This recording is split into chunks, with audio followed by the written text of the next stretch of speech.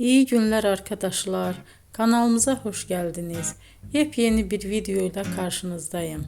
Elçin Sangu ve Barış Ardus'tan yepyeni karelerini sizler için düzenleyip video haline getirdim ve sizlere sunuyorum.